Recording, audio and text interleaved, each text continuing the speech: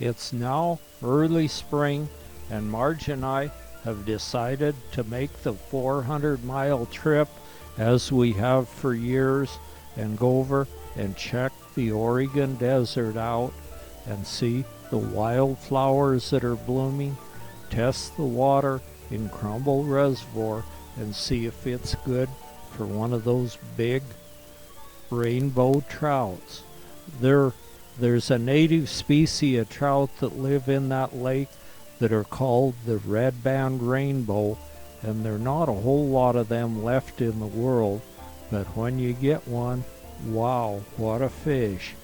We move east and south, and pretty soon we get to where we can see the Steens Mountains as the sun is beginning to set lower and lower in the sky.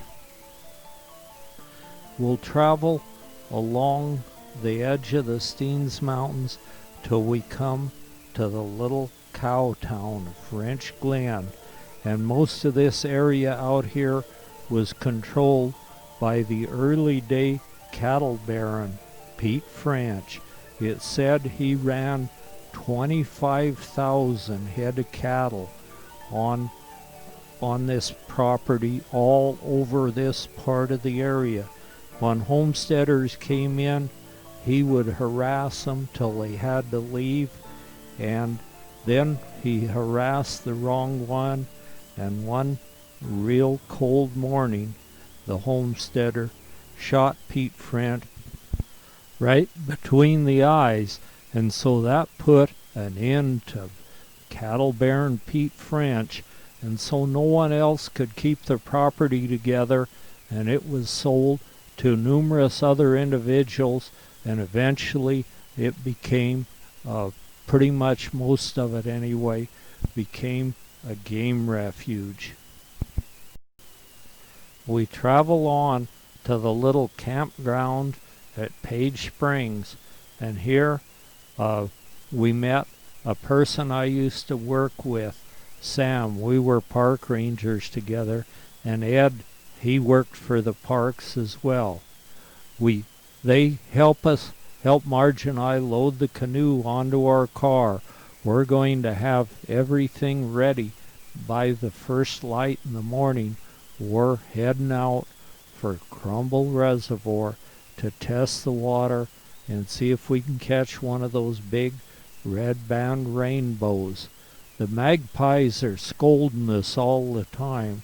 I don't know why they chose to build a nest right in the campsite, but they just scold us a little and don't really seem to mind. It doesn't seem to chase them away or anything.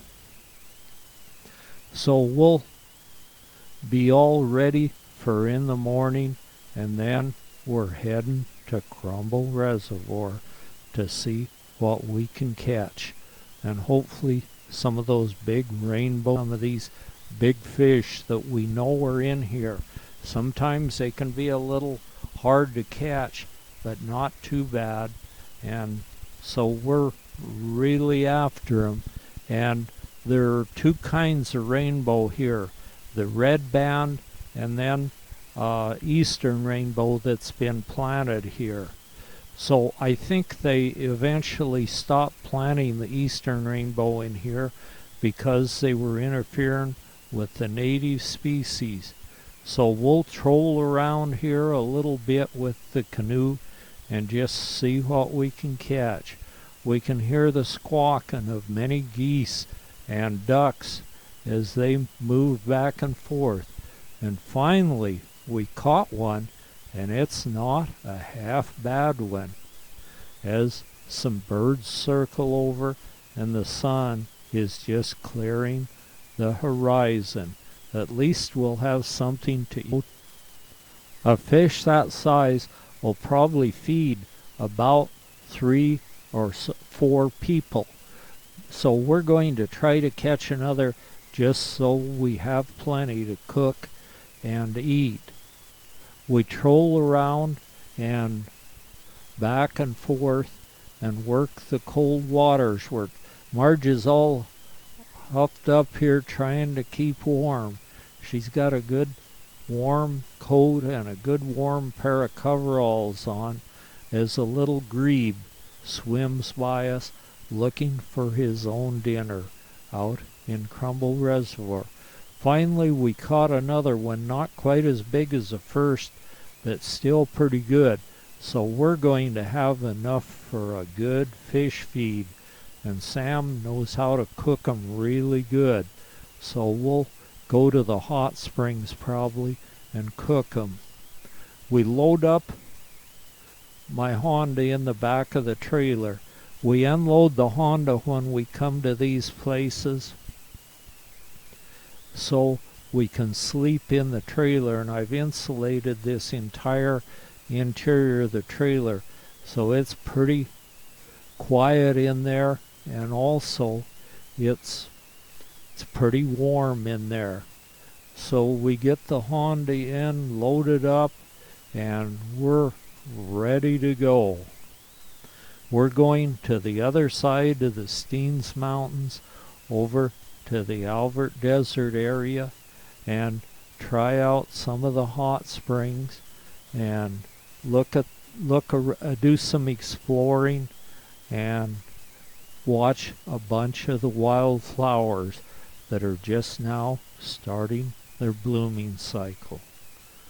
Down the little road from Page Springs to Frenchglen as we head for the Alvord Desert. We go past Frenchglen and we see the old hotel that was the original was built by Pete French, and something happened to it. I'm not sure what, whether it burned down or what. And so another was built in the 1920s, and they were built here. The first one was built here by Pete French and his partner Glenn for cattle buyers to stay in, because there was no facilities for the cattle buyers to stay in.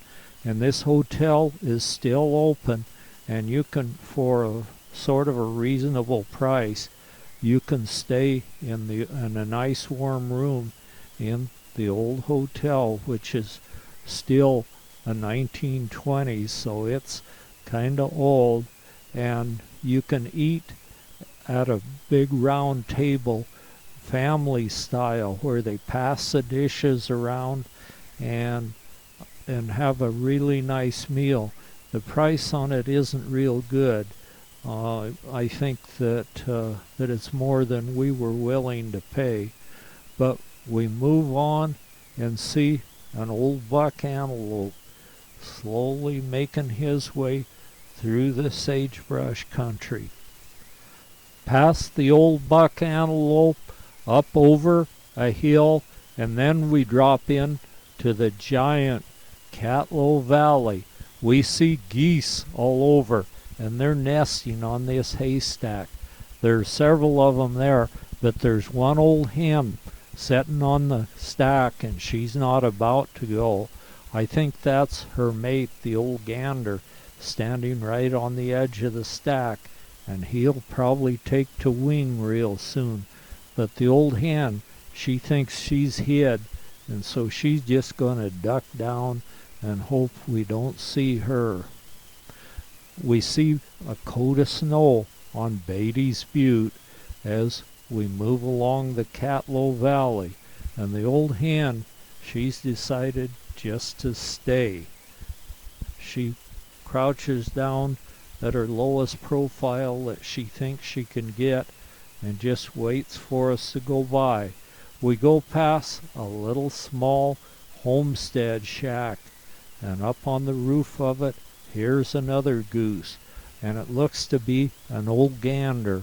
I'll bet there's an old hen nesting nearby, setting tight on her eggs.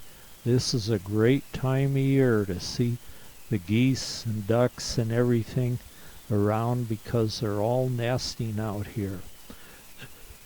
Through this giant flat Catlow Valley we move on, with the Steens Mountains towering high above us.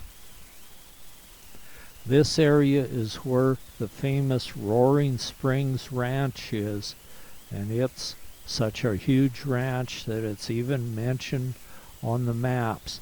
And so they run their cattle high up on the Steens later in the year when the grass grows, and they run them out in the flat hay meadows this time of year until the snow melts, and then they move them up and cut hay out in the meadows beyond.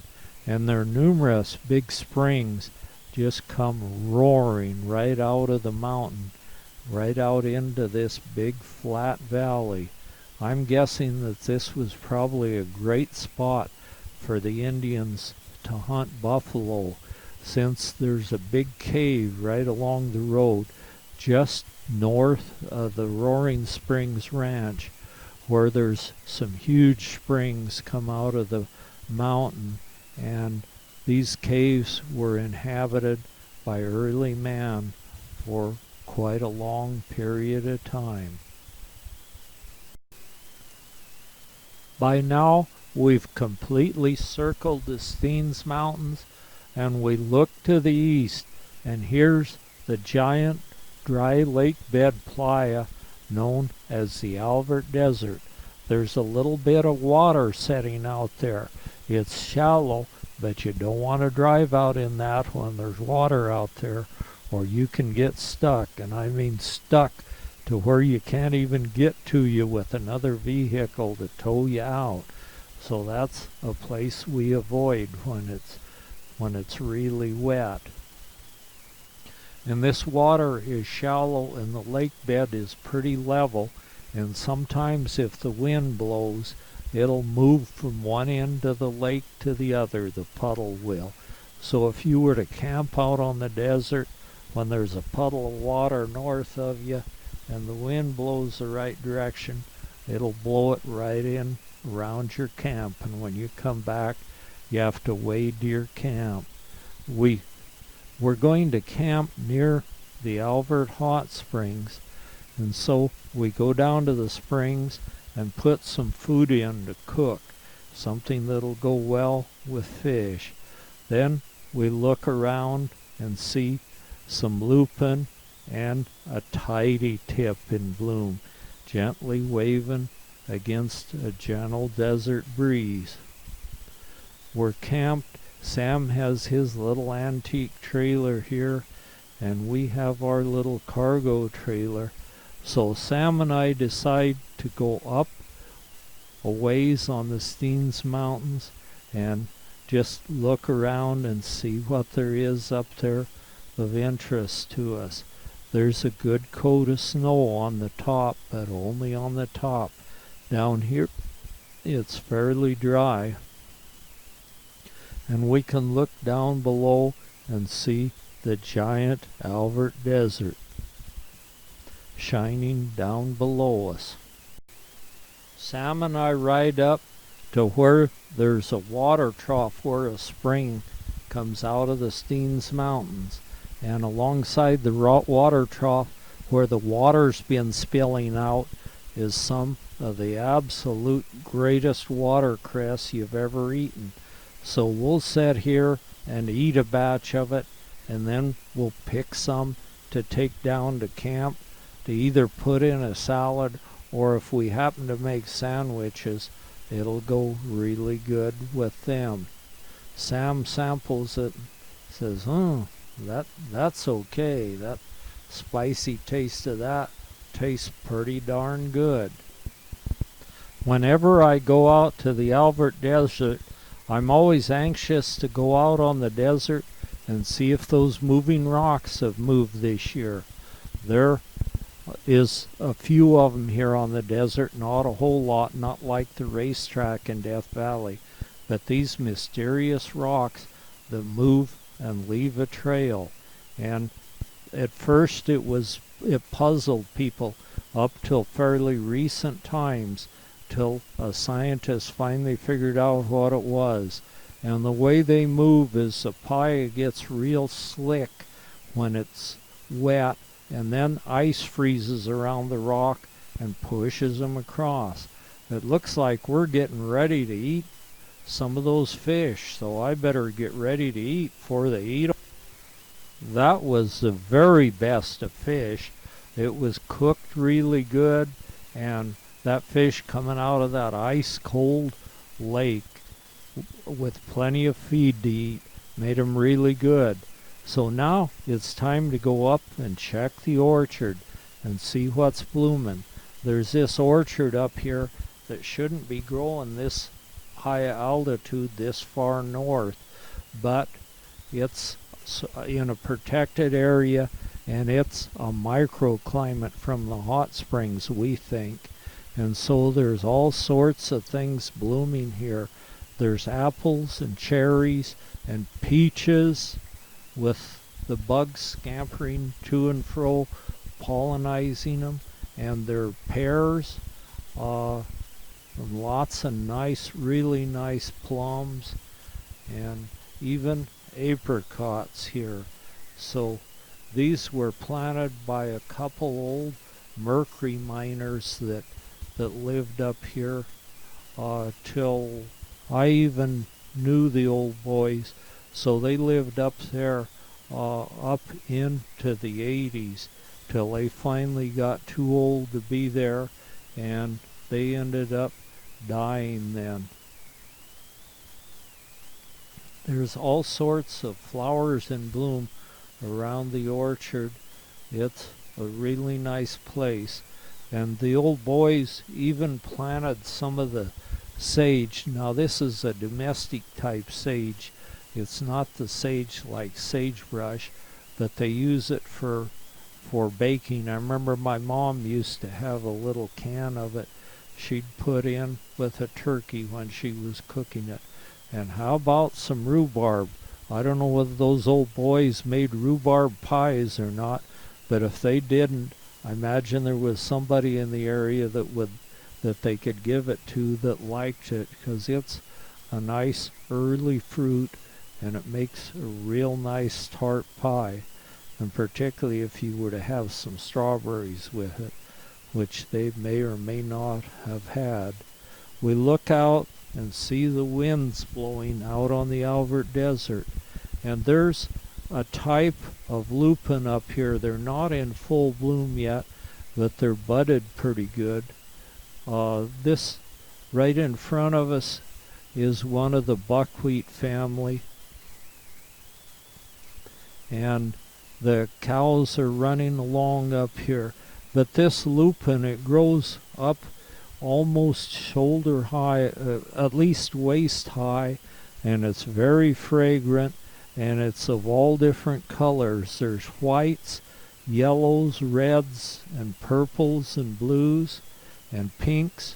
And so we're looking at some of them that are budded, although they're not in full bloom, but we can sort of see what color they're going to be when they get in full bloom.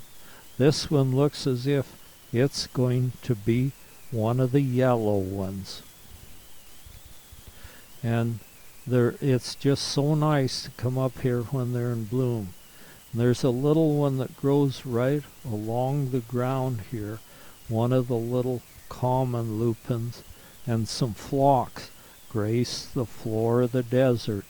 Here's another color lupin that's just getting ready to open its blossoms up so the insects can find it and pollinize it really nicely. It looks like it's going to be a really pretty color. I can't tell you what color they are in a lot of cases because I'm colorblind. But that's okay. Don't feel sorry for me because I can enjoy things just as much as anyone else. I may not see exactly the same colors, but I can surely enjoy them. We met up with another couple people we knew here, and we decided to go out and see if the moving rocks have moved on the north end of the playa, which they have. And from here, we're going to try to go take the back roads to Coyote Lake. The wind's starting to blow and the dust is blowing as we move across at a pretty good pace with our four-wheeled wheeled machine. The sun is shining on the clouds, giving us a very nice perspective of the playa, and that wind is blowing the dust off to the side.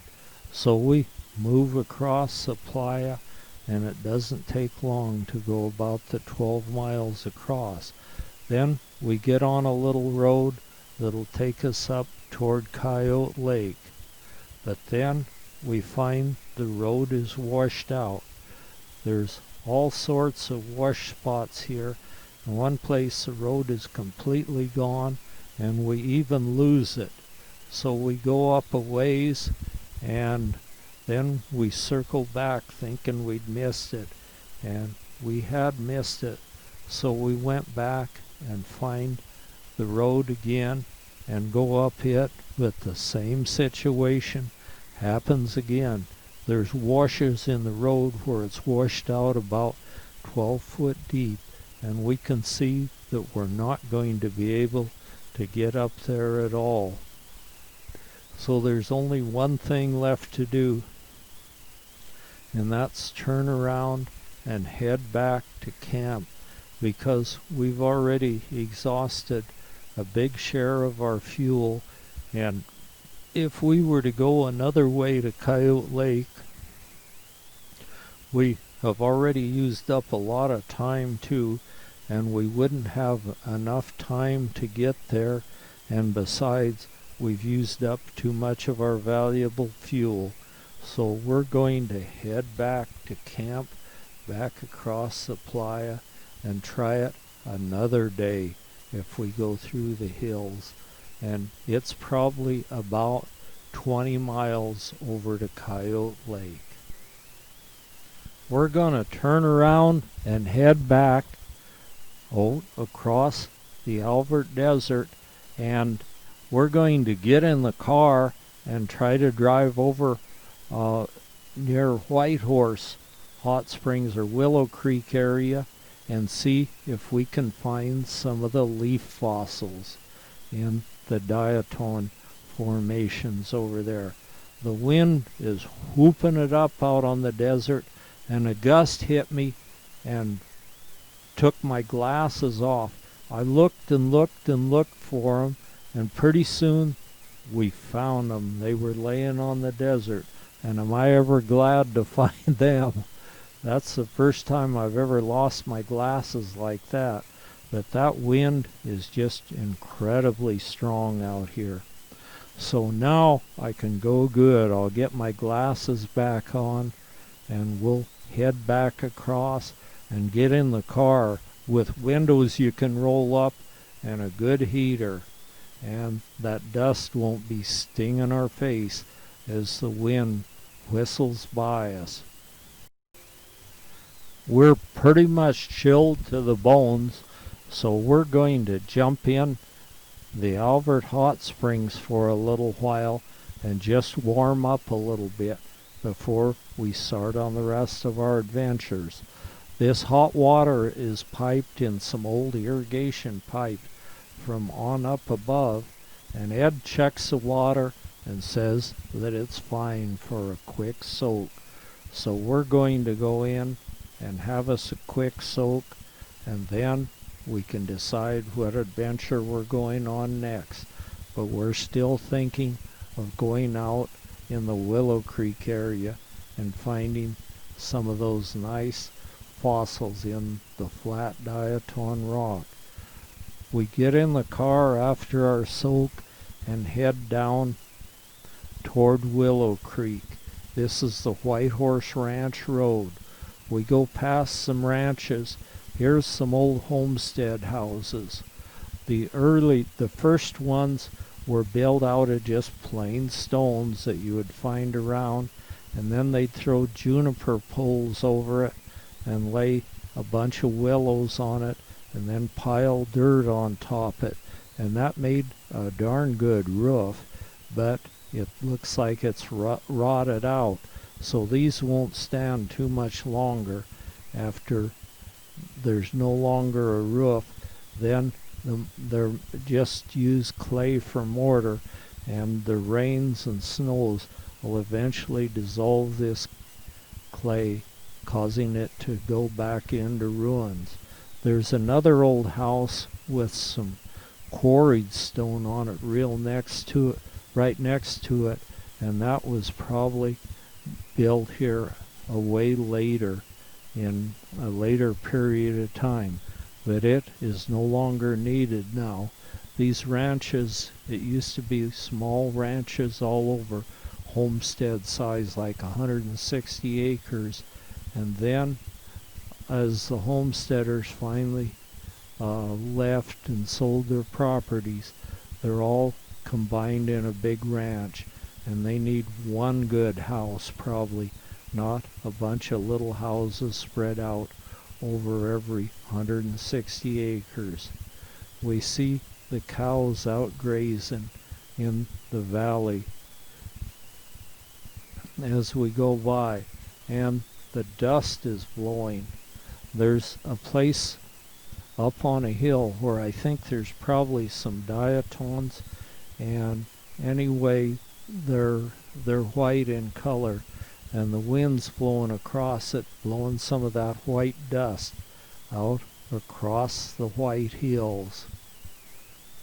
It almost looks like it's erupting, but that's not what it is. It's just that blasted strong wind is blowing this diatom dust out across the hills ahead of us. And finally, we reach where these white cliffs are, and that's deposits of diatom. This whole area around White Horse Hot Springs was at one time a huge volcano, and then it left a big crater which filled with water, and these diatoms were a single-celled animal that grew in the crater. They didn't do much good in the Great Basin because the water was too rough, and as these layer after layer of the diatoms were deposited, leaves fell in and they were fossilized in the rock. So there's some pretty nice colored leaves. Different minerals have flowed in and stained the leaves. Next we go to Willow Creek Hot Springs to try it. The pool on the right is the hotter pool, and the one on the left is cooler. So as cold as it is today, we use the one on the right. Next, we're going to head for home. A little buck antelope is running ahead of us. We try to stop and let him get away, but he's determined that he's going to outrun us. You have to be really careful with these antelope. Their favorite trick is to run across the road right in front of you, and that's killed many an antelope. So we'll just try to get there. We're getting on beyond him. They have the ability to jump a fence, but rarely do so just because they don't like to jump. But they could clear that fence very easily. We see one of I think it's going to be a yellow lupin in bloom along the road as we move northward, heading for home. And the wind is still blowing, and it's just colder than fury out here. But this early in the year, that's kind of what you can expect. So, but it's all good. We can enjoy ourselves no matter what, because we have good warm clothes with us, and there's a little bit of character in the air as we head for home with the dust blowing across the paved highway by now.